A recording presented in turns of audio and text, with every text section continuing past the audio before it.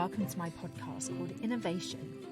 Innervation was inspired by my previous podcast, Silence, where over the course of 2 years, I spoke weekly with a total of 100 women from science, technology, engineering and mathematics, or STEM.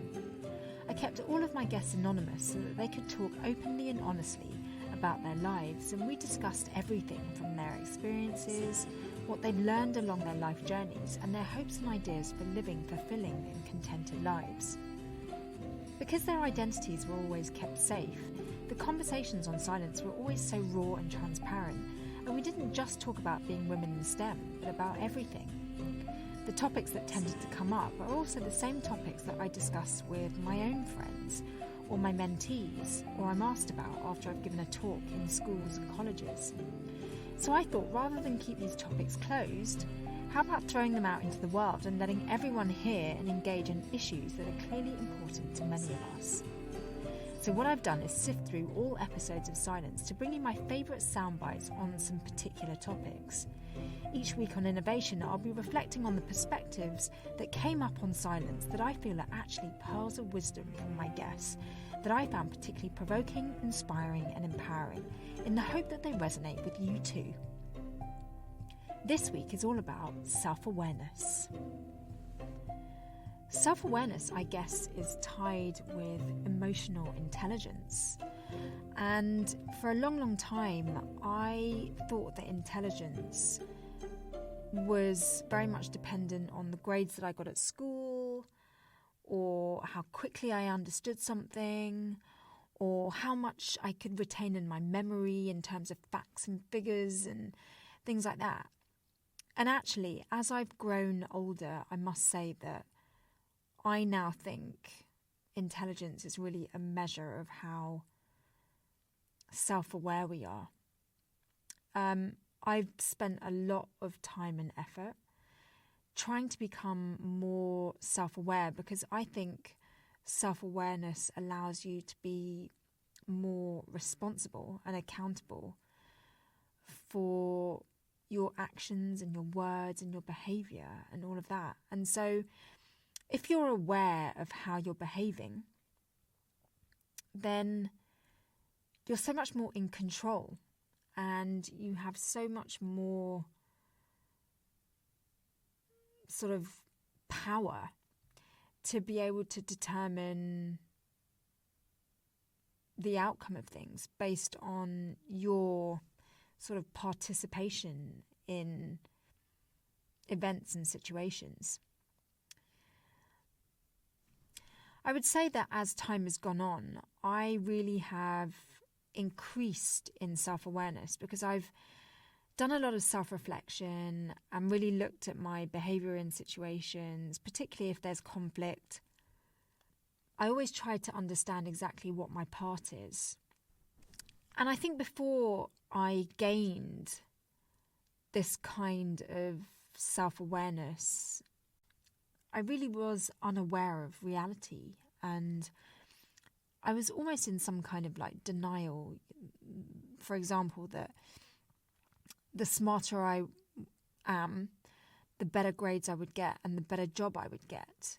And there's some sort of level of denial that actually it's all about the job, when really a job is only part of a bigger picture that is life.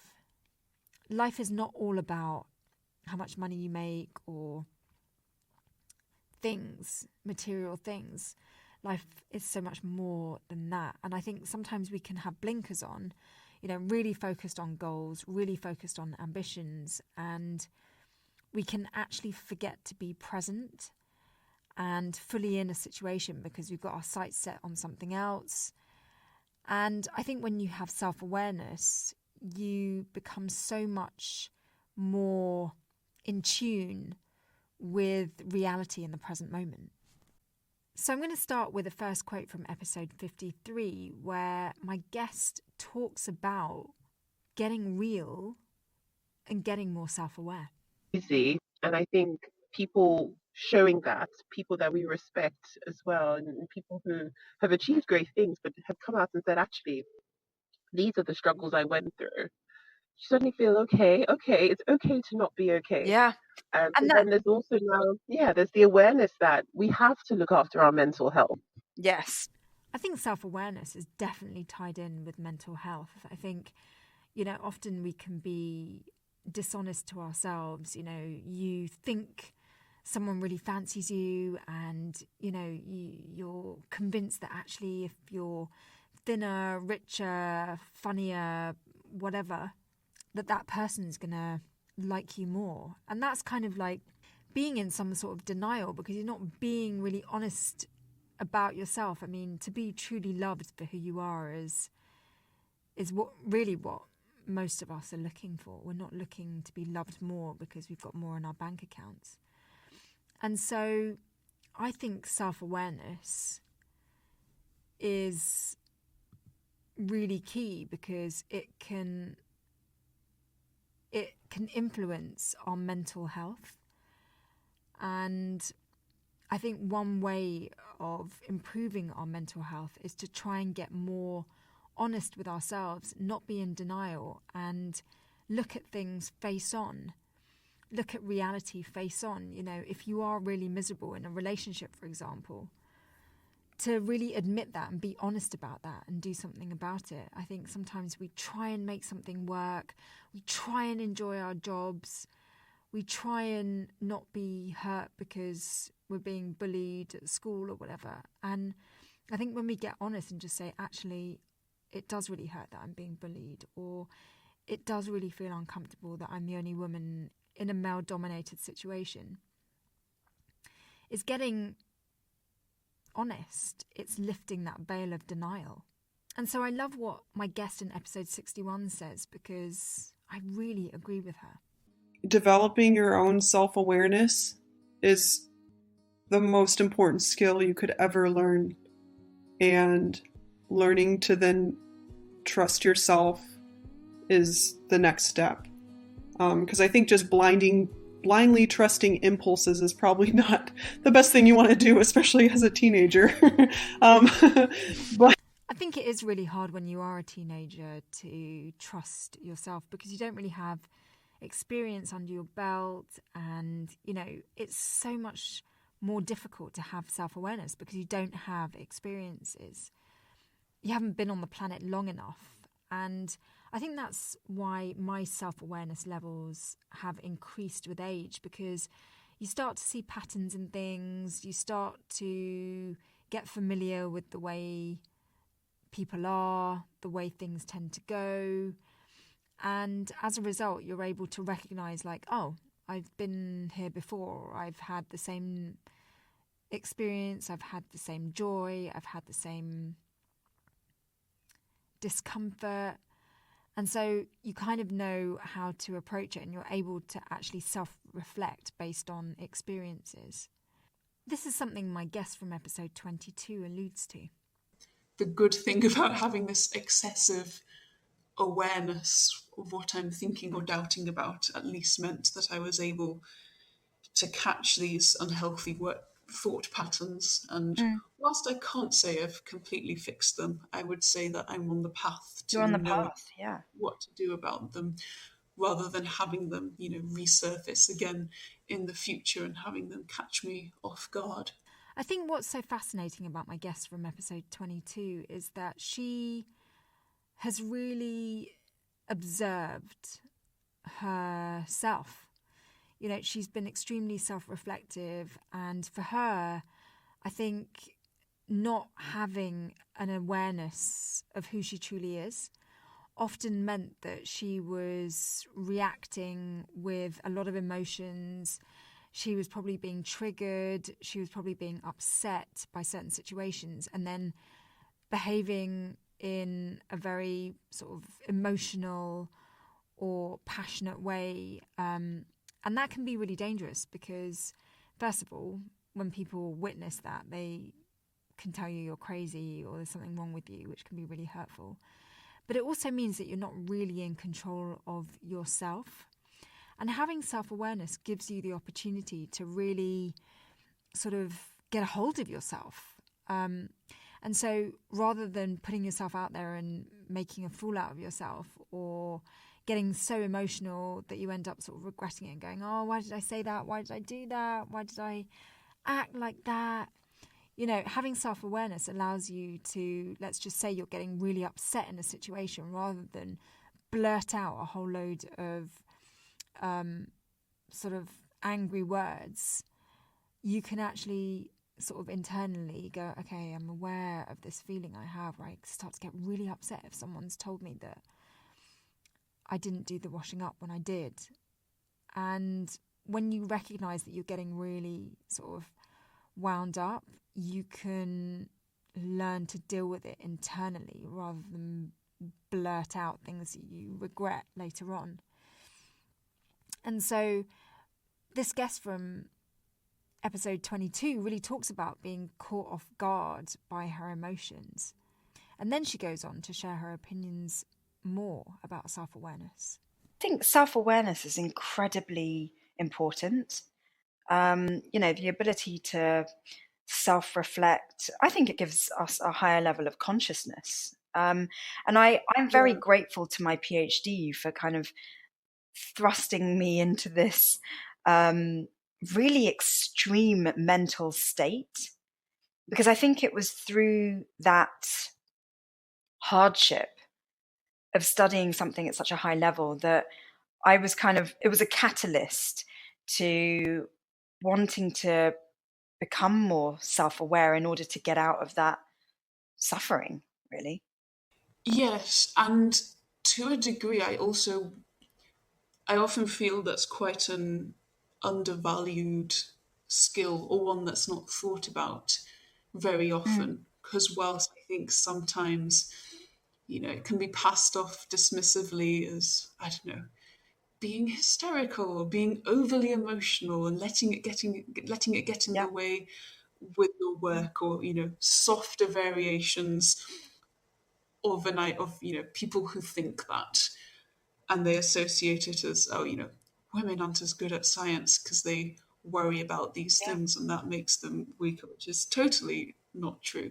I often think, I don't have a female PI myself. I did have one very briefly, but other people who do, I feel they're a lot more sensitive to the struggles that their female PhD student, but also male PhD students might have throughout, and might actually be able to support them, avoiding them from falling into bad mental health patterns, which in the long run would actually probably make them do better work whilst keeping a healthy work-life balance, rather than just encouraging brute forcing all your hours into the PhD and neglecting other important aspects of life.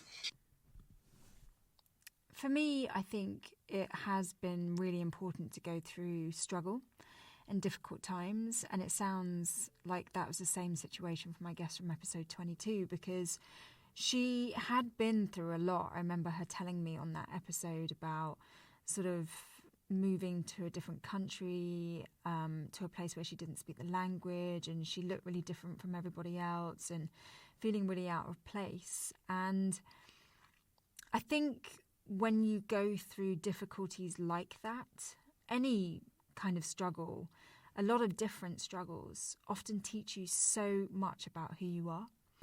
And so at the time it can feel really, really awful.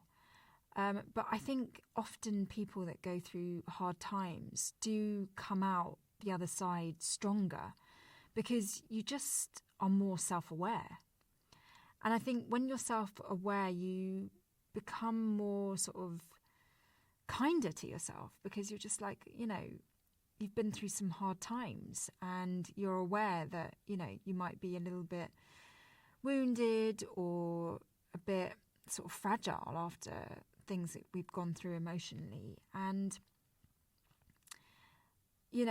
my guest talks about sort of female academics being more supportive, but I think it's true of both men and women that, sometimes we just need people to understand what we've been through. But what it really boils down to is having an understanding for yourself. I know that I can be really harsh on myself, and I can often be my my toughest critic and have really high expectations of myself. But I'm aware of that today. And so when I am pushing myself too hard, I can actually say, you know, Shani, pushing yourself the way you usually do isn't healthy. So maybe just take the afternoon off, or, you know, just give yourself some time to relax. And that can only really happen with self-awareness.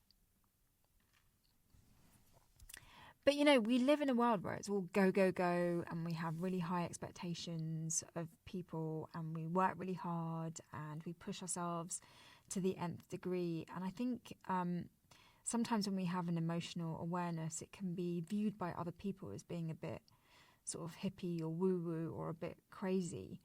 But I think we've got to be really clever in the way we disguise the importance of our mental health, because we live in a society where mental health and putting time and effort into mental self-care is kind of frowned upon. It's kind of seen as being a bit soft, a bit weak, not very mentally strong. But I think, in my opinion, having self-awareness is one of the strongest mental positions you can take. I mean, to be aware of what you're doing, what you're saying, not to the point where you're paranoid about everybody else's opinion, but just to be accountable for what you say to people, how you say it, what you do towards other people, how you do that.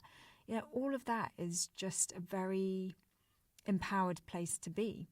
And my guest from episode 22 continues to say things along similar lines. I don't know, it just seems so ironic to me that the one thing that women really do bring to the table, which is kind of an emotional awareness and intelligence, is seen to be something negative, when actually, if supported and nurtured, could be an extremely useful and positive thing for the world. Exactly. And one of the biggest ironies is that in politics, being able to appeal or manipulate emotions, that is valued immensely, whether it's done well or badly. So emotional awareness is very important, but somehow the people making the decisions aren't emotionally aware of it. I definitely don't want to get into politics on this podcast, but it is... it's so important to just be aware of your own mind and aware of your own thoughts. And again, that's why it's a topic that comes up on innovation, because the time we take to just sit quietly with ourselves in some kind of meditation allows us to really get to know what's on our minds, what's in our heads, the way we think, what's concerning us, what may be causing us anxiety. And you know, to become that self-aware is a superpower, you know, and if you're able to get that self-awareness, then external influences will be less potent. And so for me, I really want to get self-aware because I just want to become more empowered. I just want to be influenced less by other people, and I want to be in control of my own actions and thoughts and words and everything. And I think the way to get that is to become more self-aware. My guest from episode 83 says the same thing, and, you know, she really sort of counts self-awareness as something that she wants to get and is important for many of us. I really think tenacity, self-awareness, self-confidence, the ability to connect with others who can motivate her. Those are some character traits or characteristics actions that are relevant. I think also bringing someone else along when it's possible, either through mentoring or partnering with other women where it's relevant. I think you can have a great career and have a family.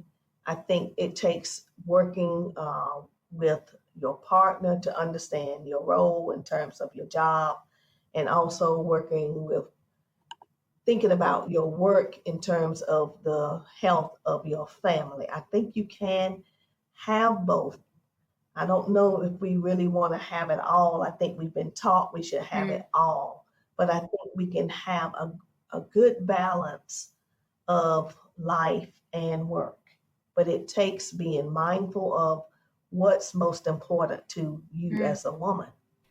In my opinion, self-awareness has been one of the most powerful things that I have developed in my life, and I continue to develop. You know, it's not a task that you begin and finish. I think it's something that you will continue to grow and evolve as time goes on. I think whilst it sounds quite sort of self-centered, I also think it's really important to develop a self-awareness so that you can be a better person towards other people. It's that whole sort of saying of put your oxygen mask on first before helping others.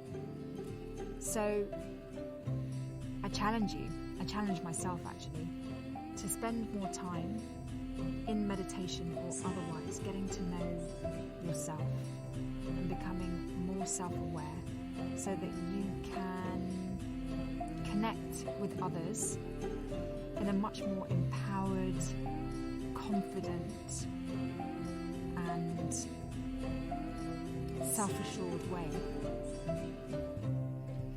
Thank you for listening this week. Please do subscribe to this podcast and maybe even rate and review if you can. I'd love to have your feedback on this episode or any others that you've listened to, and any suggestions for future topics for this show. It's all about self-discovery and evolution on innovation. So if there are any issues which you feel are holding you back from living to your fullest potential, I'd love to delve into that, drawing upon the wisdom and experiences of my amazing guests from Silence. And that's it. Be kind and loving to yourselves, and I wish you all a great week.